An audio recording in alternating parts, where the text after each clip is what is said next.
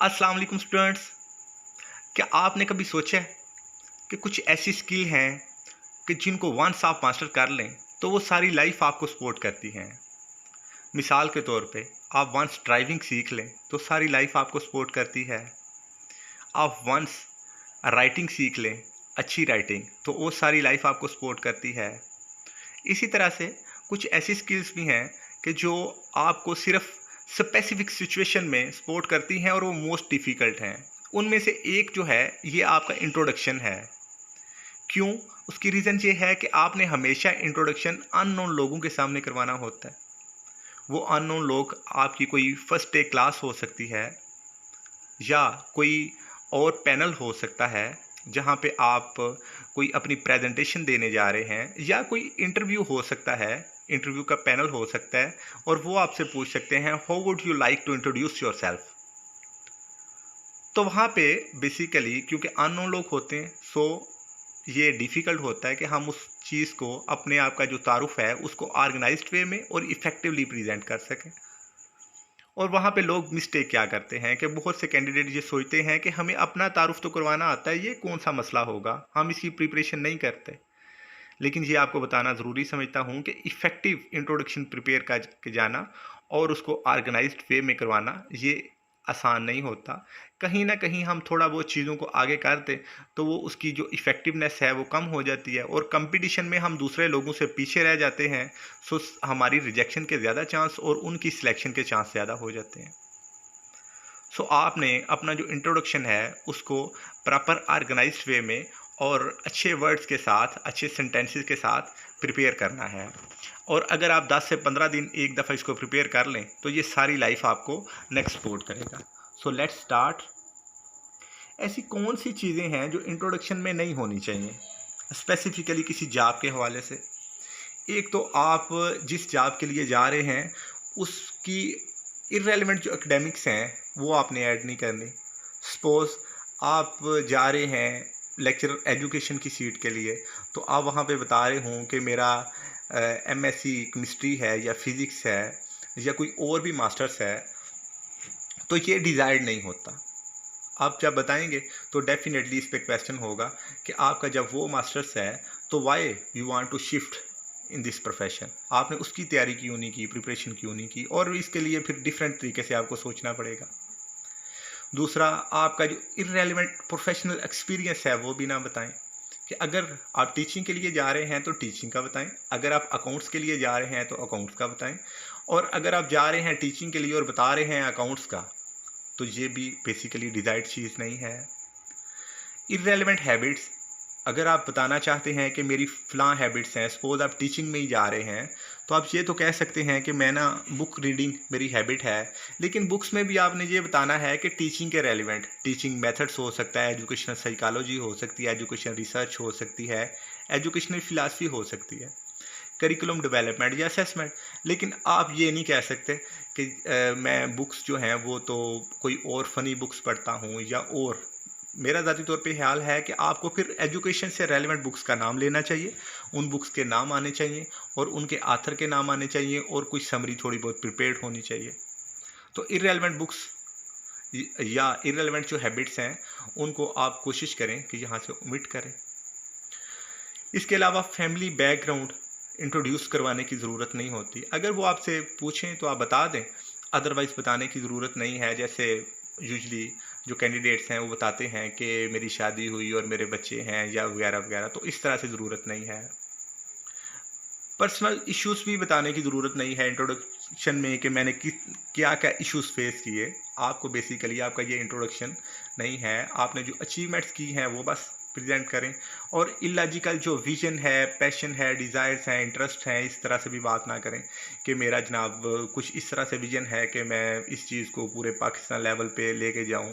तो ये ठीक है विजन, इसमें कोई ऐसी शर्म वाली बात नहीं है, लेकिन क्योंकि इसके पीछे अगर वो आपसे पूछें कि किस तरह से लेके जाएंगे तो उसके स्टेप्स भी फिर आपको पता होने चाहिए कि पहले नंबर पे ये करूँगा, 10 स्टेप होंगे, 15 स्टेप होंगे, तो वो सारे आपको याद होने चाहिए। तो आपने कोई ऐसी बात नहीं करनी होती जो फ्लॉड हो, जो सिर्फ एक ख्याल हो और उसके पीछे आपके पास कोई स्टेप्स ना हो, कोई इंडिकेटर ना हो उसको प्रूव करने के लिए। तो इंट्रोडक्शन के एलिमेंट्स क्या हैं? पहले नंबर पे आप अपना नेम और डिस्ट्रिक्ट का बताएं। मिसाल के तौर पे आप कह सकते हैं I M Shams from district Gujarat. और उसके बाद अपनी एकेडमिक क्वालिफ़िकेशन पे जाएं, फिर प्रोफेशनल एक्सपीरियंस या हैबिट पे जाएं। अगर प्रोफेशनल एक्सपीरियंस है तो हैबिट रहने दें, अगर प्रोफेशनल एक्सपीरियंस नहीं है तो फिर हैबिट पे मूव हो जाएं। और स्पेशल आप में क्या है, और अगर स्पेशल क्या है कि आप कोई टॉपर हैं किसी क्लास के तो, और अगर स्पेशल ऐसी बात नहीं है तो फिर अपने इंटरेस्ट पे शिफ्ट हों। सो लेट्स स्टार्ट स्टाइल 1, जो मैं रिकमेंड करता हूँ कि इस तरह से जो है आपका इंट्रोडक्शन होना चाहिए। थैंक यू सर या मैम, जब आपको वो बोलेंगे how would you like to introduce yourself, तो आप बोलें। और उसके बाद I am from district Gujarat, और जो भी आपका डिस्ट्रिक्ट है। I have recently completed MPhil in, अपना सब्जेक्ट बोलें, with CGPA from dash university. The topic of my research was, और अगर आपने ये नहीं सपोज एमफिल किया तो फिर इस चीज़ को बताने की ज़रूरत नहीं है, आप बोलें कि मैंने मास्टर्स किया है रिसेंटली फ्रॉम यूनिवर्सिटी से, और before this I have first division through out my academics. अगर आपकी फर्स्ट डिवीजन है तो बता दें, अगर नहीं है तो फिर ना बताएं। और अगर किसी एक क्लास में आपकी कोई पोजीशन थी तो आप बोलें आई वाज टॉपर, सेकंड और third divisioner, third position holder of my dash class. जब आप ये एकेडमिक्स को कंप्लीट कर लें और उसकी जो स्पेसिफिक आपकी बातें थी वो कंप्लीट हो गई, रिसर्च आपने बता दी या आपने डिग्री का जो रिसर्च का टाइटल था उसका एक्सप्लेन कर दिया, then you should move towards the professional introduction.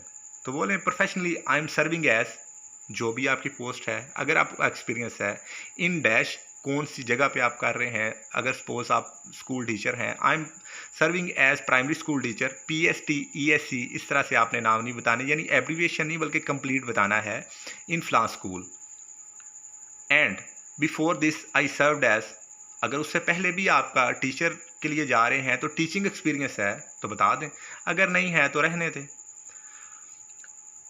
और इसके बाद अगर आपकी कोई प्रोफेशन में एक्सेप्शनल अचीवमेंट है, लाइक आप कभी स्टार टीचर बने थे या आप थ्रू आउट टीचिंग कैरियर में आपने 100% रिजल्ट शो किए, या कुछ और आपकी स्पेसिफिक आपकी हेड की जानब से आपकी कुछ स्पेशल उन्होंने ड्यूटी लगा दी है कि you are the discipline officer of your school, कुछ ऐसी बातें, या आप स्कूल के रिकॉर्ड को मैनेज करते हैं, you are highly supportive with the school leader, तो इस तरह से आप उन चीज़ों को हाईलाइट करें। और अगर आपका प्रोफेशनल एक्सपीरियंस नहीं है तो आप अपने इंटरेस्ट जो है उसको फिर बताएं कि मैं इस प्रोफेशन में हाईली कमिटेड हूँ और इंटरेस्टेड हूँ कि मैं इस चीज़ को कंटिन्यू कर सकूँ। बहुत से ऐसे लोग होंगे जिनकी रीसेंट डिग्री अब कंप्लीट हुई है और उनका प्रोफेशनल एक्सपीरियंस नहीं होगा, तो वो ये बोलें कि मैंने अपनी जो क्वालिफ़िकेशन है ये इस फील्ड में सिर्फ इसीलिए हासिल की ताकि मैं इसमें बेहतर तरीके से जाके अपना रोल जो है वो परफॉर्म कर सकूँ। सपोज एमफिल एजुकेशन आपने किया है, आप ये कह सकते हैं recently I have completed my MPhil education and I was planning to work more effectively in school education department or in the education department, so I obtained this degree। आप इस तरह से चीज़ों को मैच करें। ये हो गया आपका। इसके बाद आप थैंक यू बोलें, दैट्स ओके। फिर आप स्टाइल 2 पे शिफ्ट हों। स्टाइल 2 बेसिकली क्या है कि बताना इतना ज़रूरी होता है जितना फर्स्ट में हो गया, यानी सारी एकेडमिक्स को 1 बाय 1 आप ना बताएं कि मैट्रिक मैंने कब किया, फिर इंटर कब किया, फिर ग्रेजुएशन कब की। लेकिन मुझे याद है कि जब मेरा हुआ था इंटरव्यू तो अचानक मुझसे ये पूछा गया था कि आप अपना matric two and degree complete details बताएं, मैट्रिक के मार्क्स बताएं, आपने कब किया, कौन से स्कूल से किया, क्या उसकी परसेंटेज थी और किस ईयर में किया। तो मैं ये आपको कहना चाहता हूँ कि आप इन सारी चीज़ों को भी प्रिपेयर करें, और आपके जो इंटरव्यू के वर्जन हैं ये 2-3 स्टाइल आपके पास नोट होने चाहिए। एक बिल्कुल शार्ट, उसके बाद ये डिटेल्ड हो, और फिर इसमें से ओमिट करें कि यानी कभी परसेंटेज को ऐड कर लें, कभी आप मार्क्स को ऐड कर लें, तो ये चीज़ें आपकी आगे पीछे जो हैं वो शिफ्ट हों। बाकी प्रोफेशनल एक्सपीरियंस पीछे वाला जैसा स्टाइल था वैसे ही बता दें और इंटरेस्ट भी सेम वैसे ही बता दें। तो जो सब्जेक्ट बेसिकली सोशल साइंसेस हैं इनमें इंग्लिश स्पीकिंग बहुत इंपॉर्टेंट है। आप इंग्लिश में इसको कम से कम ज़रूर प्रिपेयर करें अपने इंट्रोडक्शन को। बेशक वो बोलें आपको उर्दू में, मैं तो रिकमेंड करूँगा आप इसका तारुफ जो है अपना वो कम से कम इंग्लिश में करवाएं। और इसके बाद अगर उर्दू है या लैंग्वेज कोई है पंजाबी है तो फिर आप जो है उसको सिंपल जो है उर्दू लैंग्वेज में करें या पंजाबी में करें, जो लैंग्वेज है वो लैंग्वेज यूज़ करें, ये रिकमेंडेड होता है। So this is all. अगर आपको ये वीडियो अच्छी लगी है तो मेरे चैनल को सब्सक्राइब करें।